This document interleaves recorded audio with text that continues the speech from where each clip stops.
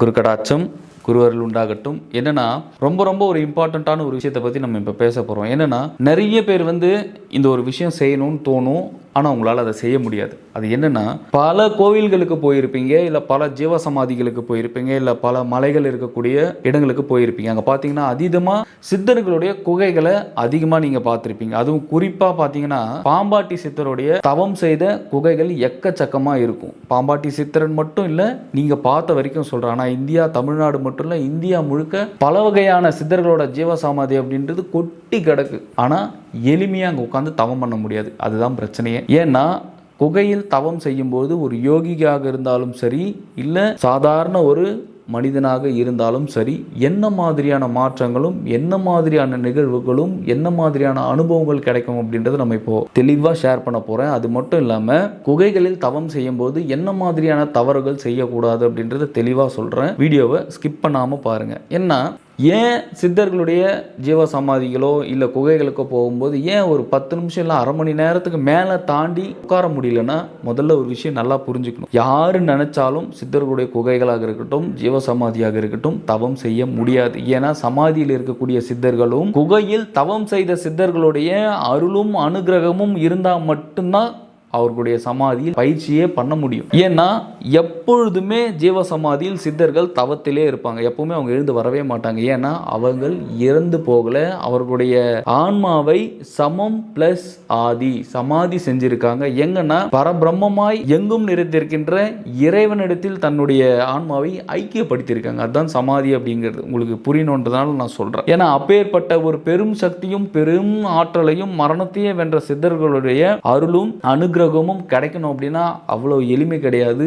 நீங்கள் அங்கே போய் தவம் பண்ணுறதுக்கு முன்னாடியே நீங்கள் பல ப்ரிப்பரேஷன்ன்றது பண்ணியிருக்கணும். வீட்டில் ஒரு 5 நிமிஷம் தியானம் பண்ணுறதோ இல்லை ஒரு 10 நிமிஷம் தியானம் பண்ணுறதோ, இந்த மாதிரி பழக்க வழக்கங்களையும் இந்த மாதிரி சுய ஒழுக்கத்தையும் ஒவ்வொருவரும் தங்களுடைய வாழ்க்கையிலையும் தன்னுடைய வாழ்விலையும் நீங்கள் கொண்டு வந்துட்டீங்கன்னா எளிமையாக ஒவ்வொருத்தரும் சித்தர்களுடைய அருளை பெற்று அவர்களுடைய சமாதியில் தவம் பண்ண முடியும். ஏன்னா ஒரு சித்தருடைய சமாதியில் போய் நீங்கள் உட்கார்றீங்க அப்படின்னாலே நீங்கள் நினைக்கிறது கிடையவே கிடையாது. முழுக்க சமாதியில் இருக்கக்கூடிய சித்தர்களும் மற்றும் குகைக்கு சொந்தக்காரராக இருக்கக்கூடிய சித்தர்களும் அவங்க நினைச்சா மட்டும்தான் முடியும். ஏன்னா நானும் ஆரம்ப காலகட்டங்களில் ஜீவசமாதிகளுக்கும் மற்றும் பல குகைகளில் உட்காந்து தவம் பண்ணியிருக்கேன். தவம் பண்ணும்போது அங்கே கிடைத்த அனுபவங்கள் அப்படின்றது முற்றிலுமாக வேற மாதிரி இருக்கும். ஏன்னா வீட்டில் தவம் பண்ணுறதுக்கும் நீங்கள் வெளியே வெட்ட வழியில் தவம் பண்ணுறதுக்கும் ஜீவசமாதிகளில் தவம் பண்ணுறதுக்கும் குகையில் தவம் பண்ணுறதுக்கும் நிறைய வித்தியாசங்கள் இருக்கு. ஒவ்வொரு இடத்துலையுமே உங்களுடைய ஆன்மாவும் சரி, உங்களுடைய மனமும் சரி, உடலில் பலவிதமான மாற்றங்கள் அப்படின்றது ஏற்பட ஆரம்பிச்சிடும். இப்போ ஃபார் எக்ஸாம்பிள் பார்த்தீங்கன்னா ஜீவசமாதிகளில் பயிற்சிகளை பண்ணும்போது முழுமையாக கர்மவினைகளை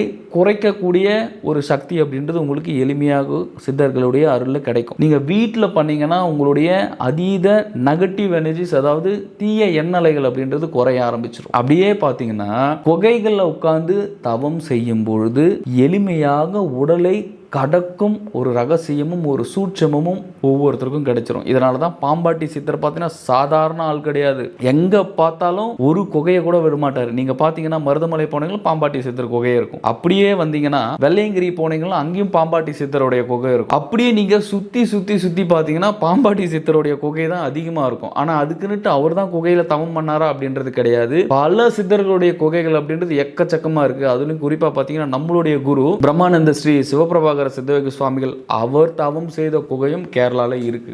ஏன்னா இந்த மாதிரி குகைகளில் தவம் செய்யும் போது உங்களுடைய ஆற்றல் அப்படின்றது உடலில் அதீதமாக செயல்பட ஆரம்பிச்சிடும். உங்களுக்கு அட்டமா சித்துக்கள் அப்படின்றது எளிமையாக கூட ஆரம்பிச்சிடும்.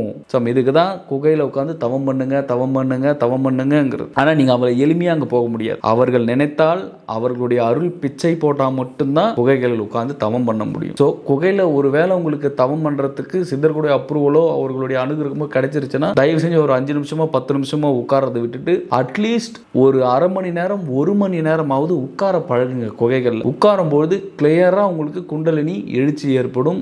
எளிமையா உங்களுடைய சகஸ்காராவும் உங்களுக்கு ஞானமும் கிடைக்க கிட்டத்தட்ட 75% வாய்ப்பு இருக்கு. ஸோ தவத்தில் நீங்க அறிய முடியாத விஷயங்களும் நீங்க அறிய முடியும், நீங்கள் அனுபவப்படாத விஷயங்களும் அங்க பார்க்க முடியும், நீங்க இறைவனையும் காண முடியும். எந்த மாதிரி அனுபவங்கள் வேணாலும் சித்தர்கள் கொடுத்துருவாங்க. ஏன்னா அவங்க உட்கார்ந்து தவம் பண்ணிக்கிட்டு தான் இருக்காங்க. நீங்க போற குகையில கூட தவம் பண்ணிக்கிட்டு தான் இருப்பாங்க. அவங்க அந்த குகையிலேயே எப்பயுமே இருப்பாங்க. ஆனா உடல் ரீதியாக உங்களுக்கு காட்சி கொடுக்க மாட்டாங்க.